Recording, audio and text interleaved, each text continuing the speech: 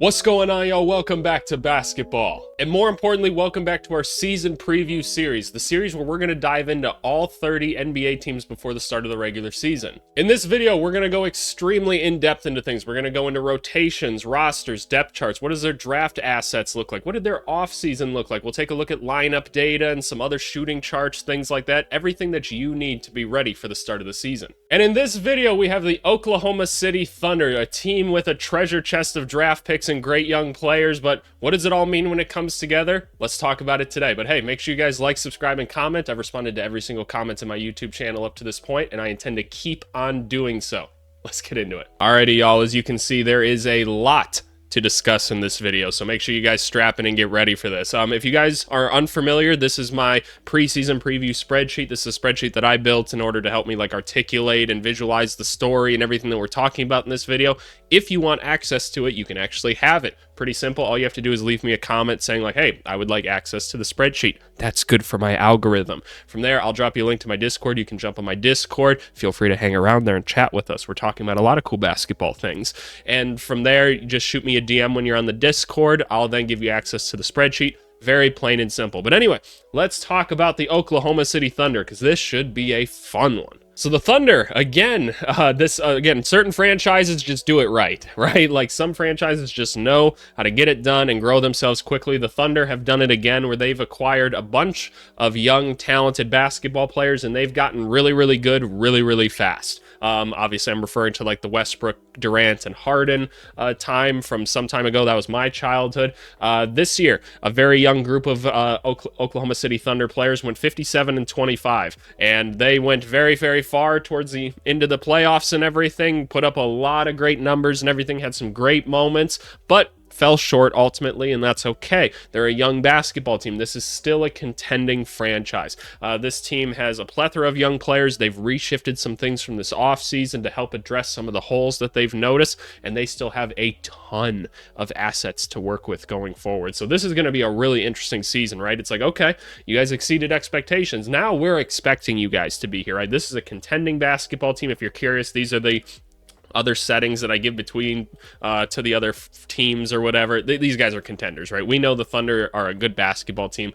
Are they good enough to win a championship now? That becomes the question now. These young guys got expectations. How far can we go with them? So without getting into too much, let's talk about goals, right? I always want to talk about these goals at the beginning of the video so that as we're watching the rest of this, we can keep these in the back of our mind and kind of keep referencing back to these couple core goals that we have for the franchise this year. Figure out optimal rotations. What do I mean by that? They've brought in a couple new pieces that have made us question what kind of lineups or what lineups in general should they be throwing out on the court and when. Can this guy play with this guy? Should this guy be playing here? Should he be playing here? Positionless basketball is kind of just a term that people like to throw around on TV. We actually need guys to fit together in a certain way on a basketball court for things to go well. Lineup optimization is actually something that I do for my company. I had somebody ask me in the comments the other day, they were like, hey, what kinds of things do you actually do for your company? And so I explained that I've got a bunch of standard products, but we also do custom builds and things like that. I run a basketball analytics company for those of you that aren't aware, and we range everywhere from JUCO all the way to NBA now. Actually, we've got our first client there. We've got overseas clients and stuff as well, so it's a very, very cool thing. But lineup optimization is something that we do, and I'm actually going to explain to you guys lineup optimization a little bit in this video, so look forward to that one, because I think this is a good team to use it as an example for. But what are the optimal rotations on this team? Who should be playing next to each other? What's going to work? How do we cover certain holes without opening new ones, right? I think it's a very interesting conversation to have. The next goal, utilize draft picks. This team, we all know, has a lot of draft picks. There's a couple teams in the NBA that feel like they have all the draft picks at this point. And this is a really interesting concept, because draft picks are good assets, but at a certain point, they actually do become a negative to you, and they don't hold as much value. And I actually think it happened to OKC a little bit during this draft, because they had quite a few draft picks going into this, and it wasn't a very good draft, and so maybe they were trying to trade some of them, but they really couldn't. But it's just weird, right? Because you have to keep taking these guys onto the team, but you're supposed to be developing some of these guys. There's only so much space on a basketball team. So like at some point having all these draft picks just isn't useful anymore. So how do we utilize these draft picks and turn them into actual like players we can use now? Because just holding on to them is going to be a negative asset over time. Finally, let's turn J-Dub into an all-star. Jalen Williams, the starting Jalen Williams, the wing. I've looked at this guy enough times. He looks like a star player in the making. Let's see if we can't make that jump this year. And like, when I say a star, what do I mean by that? Just like one of the better players in the league, right? One of those like kind of upper echelon guys. And I know as soon as I open up a can of worms like this, it becomes a whole thing on the internet, right? I personally don't put a ton of value of like this guy. Like if you want to use an argument about players with me, you'll go like this guy's a 4-time All-Star or something like that. Yeah, I'm not going to deny that guy's definitely a good basketball player then, but like the All-Star team itself is kind of a mute point or whatever. It's just kind of like a nothing. Like people can vote for whoever to put that stuff in. And yes, like it is always a lot of the best players in there, but there's guys that don't make it certain years that should, and they're just as good of players as these guys, if not. So what do I mean by that? Like I just want to see Jalen Williams take another jump this year to where we're like, yep, this guy's looking like something. Maybe set some real hard goals in the sand. Maybe you say, I need this guy like upwards of like 22 points or something like that. Maybe shooting this percentage from 3 or something like that. What is our definition of turning him into like front page scouting material for the other team? They're like, okay, you can't let J-Dub do this. That's what we need him to become, right? Someone that the other team is like really, really fearing, and I think we can get him there, and I wouldn't be surprised if he gets there this year. So those are the goals. Let's go talk about what the offseason looked like for the Thunder, because it was a pretty substantial one. Alrighty, Oklahoma City Thunder offseason, all right here on one page. I can shrink it a little bit, or I can zoom it in just a little bit more here so we can take a look at it. So a couple different categories right here of people. We have drafted players. You guys are smart. You guys know what that one means. Player departures, players that were on like the full roster last season, not currently on that this year. And then players brought in, players that weren't on the roster last year that are now on the roster. And you guys will see there's a lot of recognizable names like here on this. So there's been a lot of movement taking place for the Thunder, and I think overall the Thunder's offseason was a great success. So let's start off with talking about it. Nikola Topic, the mystery man of the draft, Serbian kid, and another Nikola coming over. He's a point guard. He's another big point guard, right? You'll remember they just got rid of one of those guys, right? The same kind of questions exist. Like, what's his athleticism really look like, right? Like, can't really shoot. Are we sure that he can shoot? What kind of scorer is he actually going to be able to be? But a lot of the same strengths that we're seeing. Looks like a really good passer. Looks like he's a very smart basketball player. Looks like he could be a decent defender or something like that because he's got some good size. So who is Nikola Topic? We don't exactly know because there's just not a ton of film that exists on this guy. There wasn't a ton of film of him going into the draft process. He was as high as number 1 on draft boards for a while, given a lower and maybe weaker class than general. But, like some people did view him that high. And then, he comes up to like the biggest league in like Euro League. He gets hurt very early on. He comes back, like plays like a game and a half and gets hurt again. He's going to be out for most of this season as well, it's looking like. So kind of a mystery man. The little bit of film I've seen of him, it's wonky to say the least. You guys should try to look it up on like YouTube or something like that. He just moves so erratically. Like, I definitely see some of the good things in him. Like, he attacks the hoop like a madman. He is a good basketball passer. Like, he sees the game well, but just the way he moves, I've just never seen someone move like it. And I'm not saying it like it's a positive thing necessarily either. Like, I'm like, it looks like it hurts a little bit. So I'm a little bit worried about that. I'd need to talk to some of my trainer friends to be like, is this going to be a problem? But he's interesting. He's herky-jerky, so I guess we'll see. Dylan Jones coming in. This draft pick really, really confused me. The Oklahoma City Thunder have this, like, they don't have many weaknesses on their team, but one of them, if we're going to point it out, is the fact that, like, all of their wings are really short, like, for this position. They don't have any, like, real lengthy wings on the team, and then, like, they have a surplus of them almost. It's a weird, like, breed of player that they've got a lot of, and they went and got another one that isn't necessarily a great shooter in Dylan Jones. He really needs the ball to be successful as well. Like, that's what we saw out of him in college. Like, he's a primary ball handler. He can attack the hoop. He can get he can pass, like he can rebound, he can do all those things, but it's like, okay, how many of these non-shooting, like, ball-dominant types are we going to get that, like, don't quite fit their positional need either? Like, why are all the point guards the tallest players on the team for the Thunder, and all their wings are just, like guard height? I don't quite understand it. So this pick seemed like a bit of a redundancy, but, like, OKC always drafts really well, so I want to give them credit. Like, they clearly see something, and yeah, in Summer League, dude looked, like, solid enough and everything. I always say Summer League has no actual correlation to NBA play. We've done the analysis. It just doesn't. It's a completely different game, and it just doesn't matter. So take that as you will. It's just an opportunity to see, like, okay, what are someone maybe possibly good at and not good at, give them a little bit of film to reference, right? But I don't know. I thought the pick was weird, to say the least, so I'm not quite sure what to do with it for now. I don't know where he fits into things, but I guess we'll see. And then they took AJ Mitchell in the second round, who is one of my favorite, like, second round prospects, because I think he has potential to be like an NBA rostered player. It doesn't look like he's going to be like on the full roster this year, at least from like the current standings. I don't know if he's been named like a two-way player or something like that. A lot of the second round picks are just becoming two-way players this year, because again, it's just not a high level class, and that's okay.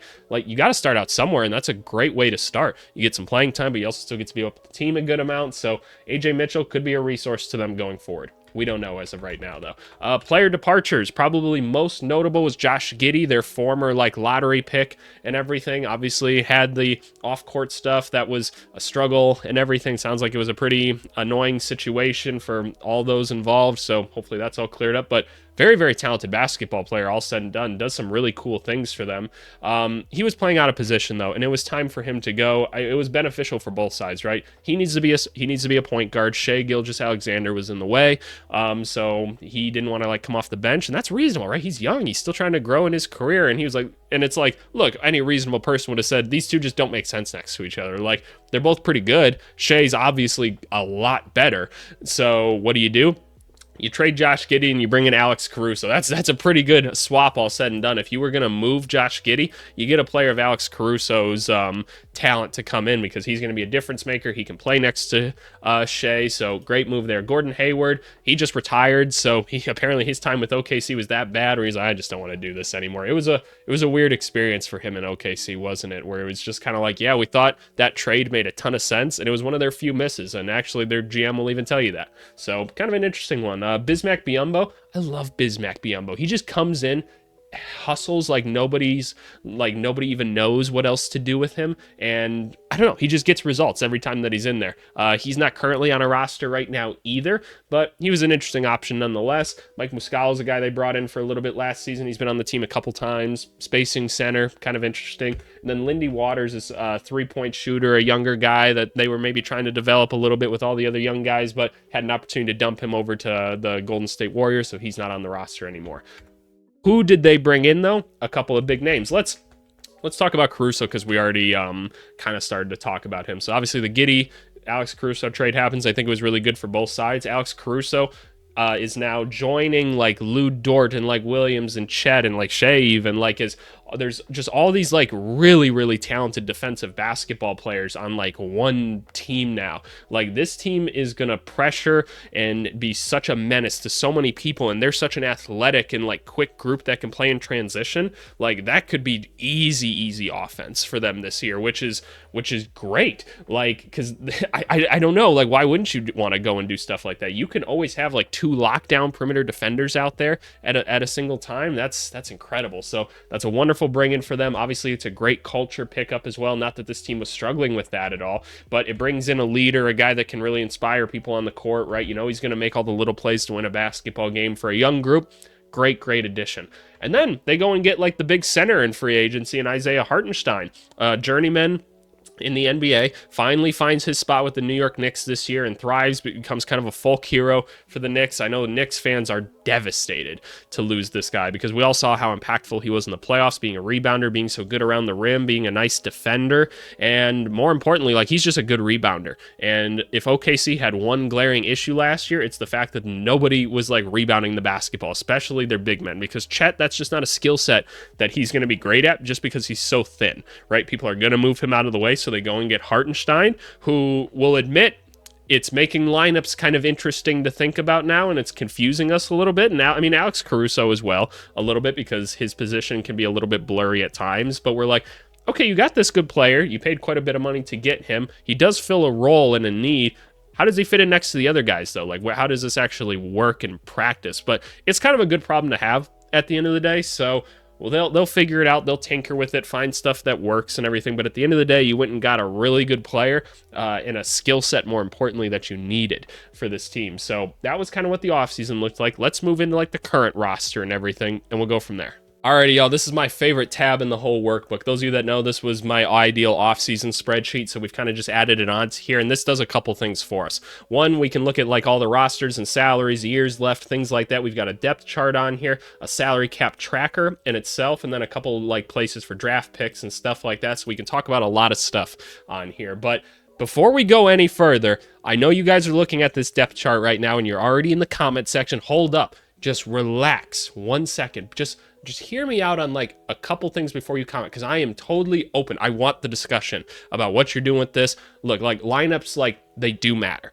They do matter. They matter a bit differently to you guys in the comments sometimes, because you're like, I want this guy starting because that guy should start. It's whatever, right? But hear me out on just some logic and everything, because I'm not sold on like this necessarily, but I want to get opinions, and I want you guys to understand the concept of lineup optimization, and then you go and comment, right? That's all I want to do. So before we even dive into like anything else, let's talk about lineup optimization and some basic logic behind it. All right, so I've got a blank sheet here, and that's just going to have to do for the time being. So let's say we've got our point guard. Oopsies. I've got my point guard, my shooting guard, my small forward, my power forward, and my center. And what I want to do, let's make it like this. I want two different examples of it right here. And what I need is a sum formula right here. Yeah, you guys are getting a little Google Sheets tutorial here as well. This is very basic stuff. So let's talk about this, right? Obviously, there's a big thing right here of Chet Holmgren playing center. There's been a lot of conversation about, is he going to play the power forward position so that Isaiah Hartenstein can come in here? And let me just put that here, for example, right now. Like, a lot of people think you go with a lineup like this. Maybe you move like a Lou Dort over to the 2 with J-Dub here at the 3. We're not sure, right? And so something that we would do with my company is do some sort of lineup optimization, right? Figure out like what lineups make the most sense for different situations, right? And so it's not as simple as just moving Chet over to the 4, right? Like a lot of us have said like, yeah, no, he can put the ball on the floor a little bit. He can do this, he can do that. So like he can shoot. Why doesn't he just play the 4? And then you have two big guys like that. Well, there's give and take with everything. Like it's not just giving everything. The example I want to give you is, okay, Chet is really good around the rim, right? You want him as a rim defender. So you might just say like, okay, well, he'll just guard the 5 then. It's like, okay, well, part of the reason Hartenstein's on the court is so that he can like guard a 5 and not just get like back down and scored over or something like that. Chet's more of a help defender. So what, are you going to put like Hartenstein on a perimeter player more likely? Like that doesn't quite make sense, right? And one of the things Chet's good at is beating like the big men off the dribble, right? That's something that he's able to do because he's got a more like athletic and coordinated build than most other centers do, right? So you would look at him and be like, yeah, he can beat centers off the dribble. What happens when you move him to the 4? You can't do that anymore. Yes, maybe he just shoots over those people, but you're losing a level of dynamicness to Chet Holmgren, right? So let's again talk about like lineup optimization. So let's say like Shai Gilgeous-Alexander, like that's a 10 out of 10, right? That's a 10 out of 10 score, and you're playing him there no matter what. Let's say Isaiah Joe is I don't know, I'm just using random numbers, right? So let's say no matter what, like these positions are just kind of locked in, right? Like this is an 8. The difference becomes here is when Chet is at center versus power forward. My working theory right now is that Chet is most valuable at a center. So let's just, for a number's sake, say he's a 10 out of 10 for his value playing center, right? But when we have a power forward here, we get like I don't know, let's say we get like an 8 out of 10 or something like that, right? Let's say when we move Chet, who I'm going to mark with like this blue color here, let's say when we move Chet over here to power forward, he becomes more so a 7 out of 10 or something like that. And then maybe Hartenstein's like a 9 out of 10 or something like that. You see that like we get a higher overall value with Chet playing center than at power forward. Maybe you say both lineups are still positive enough or something like that, right? Like this is a very base level idea of how we would do like lineup optimization and stuff like that. But overall, this is kind of what we look at. It's called utility in economics. It's valuing things that don't necessarily have value. How much utility do they actually bring into something?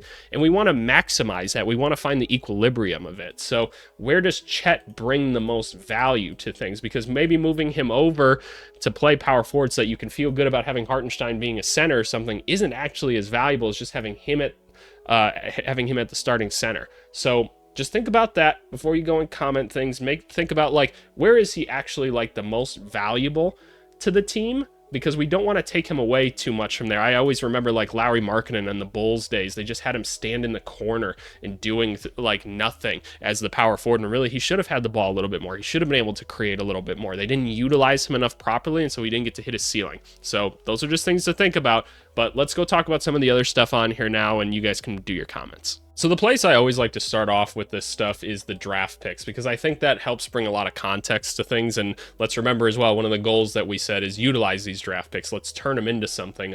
Later in this video, we'll go through like trade scenarios. We always like to go through like a couple of those because it's fun to do.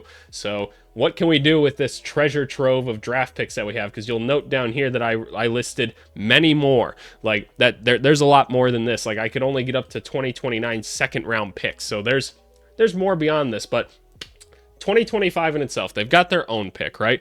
That's cool. They also have a Houston or Clippers pick, which both of those could be kind of interesting in this one. They have like a Heat first round pick that's protected 1 through 14. I'd like to think they'll probably get that one too, and a Sixers pick that's protected 1 through 6.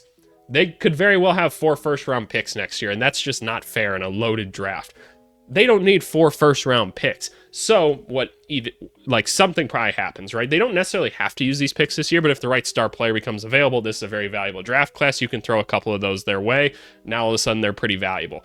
Or you package these together, move up and like take the exact player that you want to add to this team or something like that, right? Maybe the right guy's available. You think there's another way to get another star on this team. So yeah, we want to go get that guy, and someone else is going to be happy to have 3 like first round picks in a pretty loaded draft class. So that's awesome. You've got some 2026 picks to look at, a couple 2027s, couple 2028s. You've got multiple picks in like every year, it feels like, going forward, with a plethora of second round picks that you can use for little supplementary moves. Maybe you need a shooting guard here or there or something like that, right, in the middle of the season, and you just need to make a little deal. You've got that stuff to work with. Start using them now. Don't be afraid to use them. We don't need this treasure trove of them at this point. You just don't. But with that being said, let's talk about their salary cap space, because that affects what they can do in terms of trades as well. So for those of you unfamiliar with the 4 different lines of the NBA salary cap, go watch one of my first 2 videos in the series. It goes into deeper depth about like all of these, because I think they're important to know. But here's my brief overview. The cap space line, just a general line you got to be aware of, right? That's just the salary cap. Then there's the luxury tax line. You go over that one, like this number hits 0, you're going to start paying more for your basketball team. Then there's the first and second apron. These are new. These are important because the NBA basically got sick of all their star players being traded all the time. They were like, we need to make it harder for all the really good basketball teams to make moves. So like, hey, if you start paying to have like 2-3 all-stars on your team, we're basically going to lock your team down. And that's what like all these rules do. They put a ton of restrictions on you. Basically, the only way you can go is down once you get to them. Like they've made it so that like, yep, you can only go and get like cheaper players. You can't go get more expensive ones or things like that. We're just not going to let it happen. And so I think it's a cool thing. I think the league's better off for it. I think it's better for strategy, things like that. But here's the weird thing. The Oklahoma City Thunder are nowhere near this stuff. They're not even like a luxury tax like concern or anything, because all their players are like on rookie contracts still. All these really good players they're just on like cheap deals. So what? That's not fair. Like, shout out OKC though, man. Like they beat the game. They've got great players. They've got money, and they've got all the draft picks. They won the Monopoly game. This is when like you're playing your friend in Monopoly. They got all the hotels, and you're just gonna have to like round those corners, and you're just gonna slowly start to lose. That's what it feels like in this, and I feel like we gotta like flip the board or something like that. But this team's in wonderful standing. They can make a lot of trades still up to this point. They're not really restricted in too many ways, and so this is awesome, right? This is a great situation for them. So let's go through the roster and talk about why they were able to accomplish this. So if we slide over here, you're going to notice something in particular as well. There's not many expiring contracts or anything, are there? All we see is an Alex Caruso on the last year of his. We knew this going in, right? We knew going into this trade and everything. He was on the last year of his deal. They're probably going to look to do some sort of extension, something like that. It's probably already pretty talked out or something like that, and he's going to be there long term. So good for them, right? Like, they're just going to keep locking up all their guys. But let's start off at the top. Shai Gilgeous-Alexander, he's going to be an MVP contention. He's one of the probably the 3 most impossible guys to guard in basketball right now. His shiftiness, his ability to just get wherever he needs to on the court, combined with his size and shot making ability, makes him one of the best players in the NBA that we have at this very moment. He's on only a $35 million contract, which I know it's like his first contract off his rookie deal and everything, so it's not as high as some of the other ones, but relatively cheap for how good of a basketball player he is. Isaiah Hartenstein, they had the money to throw, as you can see. Like, you take away this $30 million that they had before, and you're like, oh my God, they didn't even hit the cap. So they had the $30 million to throw at him and lure over a guy that they really needed. Maybe an overpay for Hartenstein. Like, maybe it's hard to say. Like an average starter is probably going for about $20 million in the NBA nowadays. Isn't that crazy to think about? So probably a bit of an overpay, but you have the cap room. Why not? You needed a player like that. You went and got him. Good job, because you managed yourself so well, you can do things like that. Get on to Lou Dort, the Dorture Chamber. Again, smaller wing, but big in the chest, big in the arms, strong as hell, and he can lock everybody down in this league. So we love his game. He's become a good 3-point shooter. He's reliable from there. He even gets like really hot from there at times, which is cool and exciting. His ability to put the ball on the floor is maybe a little bit less than desirable, but his attitude and his energy and everything is awesome. Only $16 million for him. Again, like I said, an average like starters maybe going for like $20 million nowadays. So you got him on a long, cheap contract. That's amazing. I wanted to bring up Lou Dort's shot chart right here. You'll notice this is very analytically sound, right? When we say analytically sound, we want shots out here, and then we want him at the rim. He's not great at the rim. That's not really his strong suit necessarily, and he is a little bit undersized. I wouldn't call him like the most athletic person in the world, but hey, he's hitting from out here where he needs to hit, right? The drive and kick offense that OKC runs is very valuable to have a guy like this and a guy that's going to go above league average. That's what this red color means in a lot of these spots, so that's awesome, right? Lou Dort's doing exactly what we need Lou Dort to do. Isaiah Joe. I love Isaiah Joe. This would be such an interesting young player on like any other team, but he just kind of like mixes in with everybody else on this team. Lethal shooter, right? A little bit undersized for like a 2. He's like only like 6'3", so he's more of a point guard size. He's not really putting the ball on the floor a ton. He's not a liability necessarily defensively outside of like size in itself, which is a liability in general, and that's again, a weakness we can talk about with this basketball team is that they are just a little bit small in terms of like average height per position. But nonetheless, this is a great shooter to have. The reason I have him starting is I just think it makes more sense to add more of these guys around Shai. Shai just has the ball so much. Jalen Williams is going to have the ball a decent amount. Chet's going to be doing some things. I think just putting enough like good shooting around these guys is going to be critical. He got a nice new extension this year, and it's still only like 12-ish million. That's awesome. We have Chet Holmgren, who he surprised me. I didn't think Chet personally was going to be this good, like in general, and certainly not this fast. A lot of the concerns that I had about him coming out as a college player, he corrected them very, very quickly. And so Chet is already a guy that can put the ball on the floor a little bit. He was a great shooter his first year. Obviously, the shot blocking is awesome. The weaknesses, yeah, so he gets bullied a little bit because of his frame and everything, but overall, like a very effective young player. He's still on his rookie deal, nice and cheap. Aaron Wiggins, a guy that again came out of nowhere because these guys are great at developing young players. Again, a little bit of a shorter wing. He can get to the floor a little bit. He's had moments where he's become a nice little scorer, as literally like an 11th man for them at times. I'd like to think he's probably going to take a little bit bigger role this season, so watch out for Aaron Wiggins this year. We talked about Alex Caruso and everything that he does. He's on a very cheap contract. Kenny Hustle does exactly what I just said, hustles. That's what he does. He's just a hustle guy, but he's kind of an undersized 4 for this team. Again, the word undersized is coming up. Maybe a concern for this team. Also acts as like a makeshift veteran on the team, as just one of the older guys on the team, even though he's not that old. Still, how old is Kenrich Williams? He's 29, so he's not like that old at the end of the day, but that's Kenny Hustle, man. He's on the team for a little bit longer. Cason Wallace, a pick that I didn't quite understand at the time, because I was like, why did they take another point guard? Like, what's kind of going on here? Man, Cason Wallace had a really nice rookie season. Like, this guy was so stable. Like, just didn't make make mistakes, and for a rookie point guard, that's a big deal. Came in, played lockdown defense, hit open shots, didn't force a thing. Just came in, was like, I'm going to play good defense and then just do whatever else on offense you guys need me to do. And he was awesome at it. So Cason Wallace, a phenomenal draft pick. You've got 3 more years of him on a rookie deal. Awesome. Ousmane Dieng. I'm pretty sure that's how you pronounce it. Again, former first-round pick for them.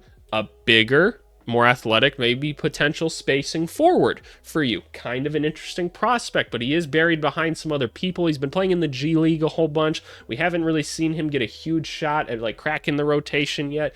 Is there an opportunity for that to happen this year? Maybe. It's hard to say. At the end of the day, Kenny, it seems like they go to before him, so I just don't know, but you still do have 2 more years of developing him. We talked about Topic, the mystery man. He'll just kind of be buried on the team this year just because, you know, that's where he is. Jalen Williams, probably your second best player. He still has 2 years on his rookie deal of only making $4 million. And we were saying this guy could potentially be a breakout all-star this year for $4 million. So what a phenomenal addition. There's just not many people as good at finishing at the rim as he is. If you get him in transition, he's damn near unstoppable. He's strong, he's athletic, he gets where he needs to go. He's very good at seeing lanes of where to move to on the court. He's hitting his outside shot decently well at this point. Can we get an actual like percentage check on that? Decently well. I didn't know it was at 42%, almost 43%. Like, yeah, okay, so that's why I felt like it was a little bit lower. It's the actual attempts like aren't that crazy because OKC just didn't take a large amount of threes at all last season, but damn, this is a really good basketball player, y'all. I'm so excited about this guy. I love the energy he plays with. Great pickup. Dylan Jones is that rookie we talked about, so we'll see what kind of minutes he gets. And then we have other Jalen Williams, taller Jalen Williams. Again, love the energy this guy plays with. Not the best athlete in the world, so he didn't really help their rebounding problem, but can be another spacing forward for them when they need to that still has some okay size on him. So this is a really good roster, y'all. This is a really, really good roster. Like, when we go to look at trades and everything, like, I'm probably just going to be looking for some sort of, like, lengthier wing to add to this team, and a couple come to mind that they could potentially pursue that I think would be interesting, but we want to also maintain the idea of like, let's not go get anybody like too crazy expensive because we don't want to just spend money to spend money. Like eventually they're going to have to pay all these guys, right? And so we don't want to be locked up too long, but let's see if we can't address some holes somewhere on this team. Like maybe you could go get like some more shooting at the point guard position or something like that. But again, some size at the wings. Let's go explore that right now. Let's try to make like a trade or two on Fanspo and see where we go from there. Alrighty, y'all, so we're back here on Fanspo, and I'm not gonna lie, I just took like a quick business call or something like that, so I had to pause the recording for a second. But while I was on that call, because I was only half paying attention, I was thinking of like, oh, this kind of trade could work, this kind of trade could work. There's so many possibilities with the Thunder. So I feel like there's like an obvious one, like first, and then I'm going to try to get a little more crazy and have maybe a little more fun with this. I feel like there has to be like a Dorian Finney-Smith one here. 6'7", like lengthier wing, right? Adding someone like him to the team. Pretty simple to move over here to the Thunder. Who do we really move? There's a couple obvious players that you can move in this deal. You've got Dieng, who people will find valuable. He's young enough. He's cheap enough. Kenny Hustle's not a guy that you necessarily need on the team, but he's got a little bit of value in that sense. Like maybe it's a Dylan Jones, a rookie like that could have some value this year. Aaron Wiggins, maybe another guy that you could throw into things. Let's just say in general, it's like Kenny Hustle because he's a little bit cheaper, right? They can save a little bit of money on him, and then maybe they throw in like some second round picks because it's just like that easy to do. So you send that over to the Nets or something like that, send that over to the Nets. I'm not thinking about this all that much. It's something as simple like this. They need to cut another $1 million in order to make it work. All right, let's find another way to just send over just a little bit of money. In a trade like this, who do we want to send over? Like, is it just going to be like Jalen Williams or something like that? Maybe you could do something like that. You could find another center to sign in like free agency or something like that, and then there you go. You've got something that works. Okay, that one makes some, that it's not maybe a perfect trade, but it's a basic concept, right? Bringing over a guy like this, a lengthier wing. Let's explore a couple other ones because I think we can get a little more fun with this. All right, the next team I want to try something with is the Washington Wizards, a team that should be trying to gain assets, young players, and getting rid of players that they don't need anymore. Now, there's a guy by the name of Kyle Kuzma that could fit in at an interesting position here. Kyle Kuzma has always been best without the basketball. He can play in the driving kick system. He'd fit well next to either of the other bigs on this team. Could be a really interesting solution and another way to get another scorer on the team, right? So what I imagine you could do for Kyle Kuzma is actually pretty simple. You take like an Ousmane Dieng or whatever. You take him. Where's my other guy that I'm looking for here? You take a Kenny Hustle. So 2 interesting younger players or something like that. Can we take both of those guys and then combine it with just like a hell of a ton of draft picks or something like that? Like, guess what? You guys can have this like Utah pick or whatever. That's probably not the exact pick you want to throw over, but let's just say they throw over like 2 or 3 first round picks or something like that. It doesn't have to be these exact ones, but you get the concept. Need to cut another $4 million from it. Say less, we can make something like that happen. Who else do you want? Who else do you need? That's when we throw over like Dylan Jones as well. That's still not going to be enough, obviously, but yeah, so it's another 1.7. So let's take Dylan Jones off of this then. We'd rather keep him then. Who else do we want to include in this? Is it like an Aaron Wiggins or something like that? Because you don't necessarily need him at the wing maybe then at that point. Let's just say it's him, and then maybe we could take somebody else back as well. Who could that be? Who could that be? I don't necessarily know. Could we get back like a Corey Kispert as well or something like that? I think that's plausible. Aaron Wiggins cannot be traded for 3 months. That's fine. It happens later in the season. You could realistically do something like this. Like, they tried to trade Kyle Kuzma or whatever, and then he was like, no, I don't want to be traded. That was stupid. Maybe they'll come to their senses now, and maybe they just take on a couple of pretty valuable picks, a couple interesting younger guys or something like that, and they get rid of like a Corey Kispert and a Kyle Kuzma. That could benefit the team a lot. So that's an idea. And I do have one more that I want to explore. What if we got the Sacramento Kings involved and made Kings fans like really happy? I know not all of you want this, but what if Kevin Huerter joined the team? Lengthier wing, shooter, not necessarily a guy that you have on the team like with this kind of build. So again, this could be pretty simple. It could just be the Kenny Hustle. It could be Dieng. They could use another power forward on the team. I don't think, is this going to work just in itself? It does. You throw in like some second round picks or something like that. This could be an interesting avenue for you as well. So these are some ideas that I've thrown around. I want to see your guys in the comments and everything. You guys can hop on the Discord. There's a place to post trades and stuff there as well. Kind of just let me have it, man. I want to see all this stuff. But anyway, now that we're back, let's talk about rotations and things like that. So I always put a question mark on this tab just because I don't know what they're actually going to do, right? This is just an exercise to be like, this is kind of where I want the minutes for each of these players to work out, right? Like, let's kind of try to figure all of this out, and we'll see where kind of averages out to. Who knows at the end of the day. So obviously we got the starters of Shea, Joe, Dort, J-Dub, and Chet. At least these are the starters that I drew out. 33 plus minutes for Shea. He's our best player, MVP type candidate. He's got to play that many. Same for Jalen Williams, hopeful all-star, right? Isaiah Joe getting in more so at like 26, like he's more so starting for rotational purposes, maybe not necessarily like talent. He is a nice player though, so more so around 26. Lou Dort getting around 28 to 30 minutes, somewhere around that ballpark. He's a valuable player for us. Chet getting upwards of 30, still young and everything. We have another center on the roster in Hartenstein that's also getting a lot of minutes. We don't know exactly how these guys are going to play together. We just don't. So I'm hesitant to like put anything too far in stone, but you know what it is.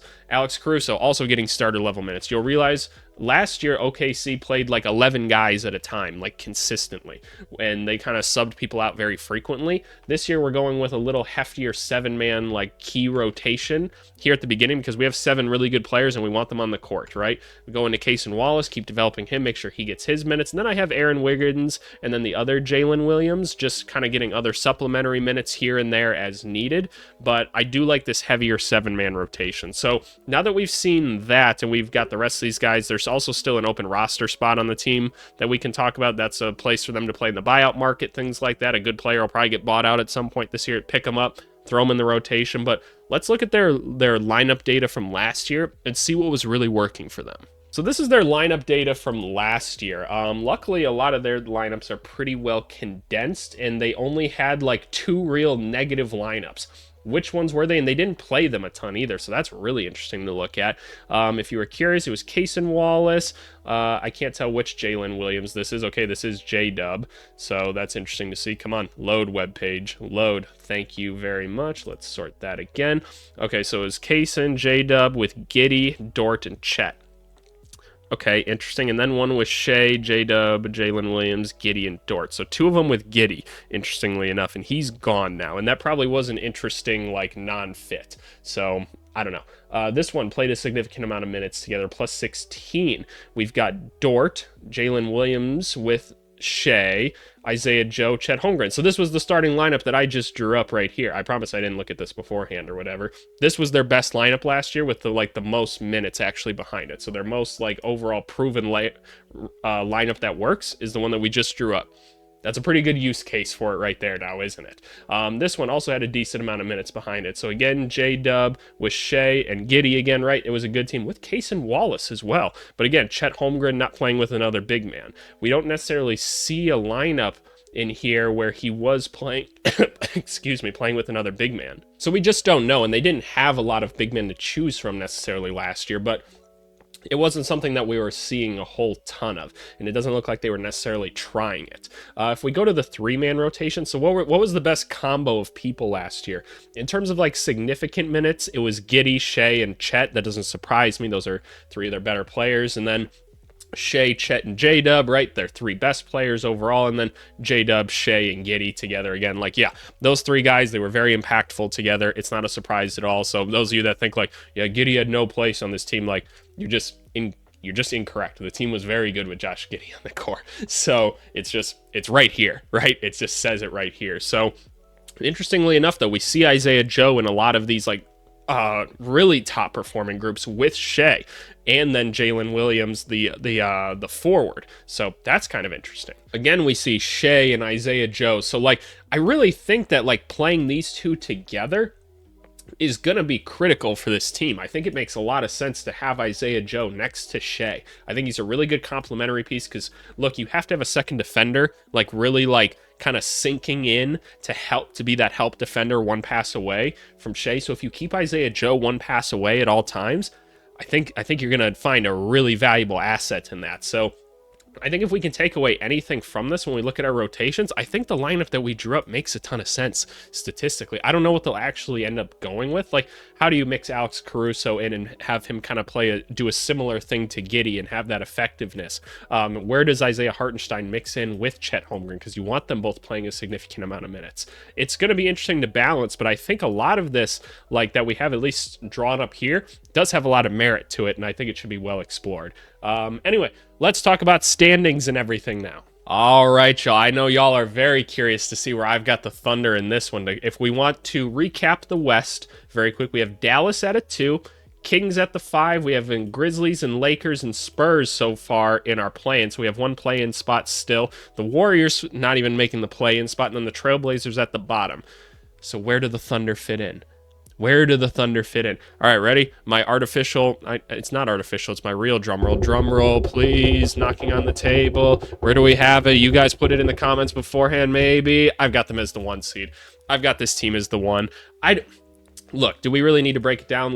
This is a really good team. You've got one of the MVP candidates. You have another potential all-star. This team's going to keep getting better around them, and I wouldn't be surprised if they make another big addition to the team in some way or fashion throughout the season. So I feel comfortable enough putting them as the 1 seed right now. I think they're going to be that good. I think Dallas will be close behind them, and I think those two are really going to be battling at the top this year, but I've got OKC as the 1 as of right now, y'all. So I pass it off to you now, though. What do you guys think? Leave it in the comments below. Where do you think the team's going this year? I remind you, as always, going into the comments, be respectful. Let's be articulate. Let's be educational. Hear other people's opinions out. That's the best way that we can move forward. I don't want this place to be like the rest of the internet where you're just saying nonsense and being mean for no reason. If I see that, I'll just hide you and you don't get to be on the channel anymore. So pretty plain and simple. That's how I run things. But hey, I appreciate you guys as always. Make sure you guys like, subscribe, and comment. Share this video with your friends and Discord networks or wherever you want to share it. I'd love to meet and talk to some new people. And hey, we'll see you guys next time. Thanks so much. Bye.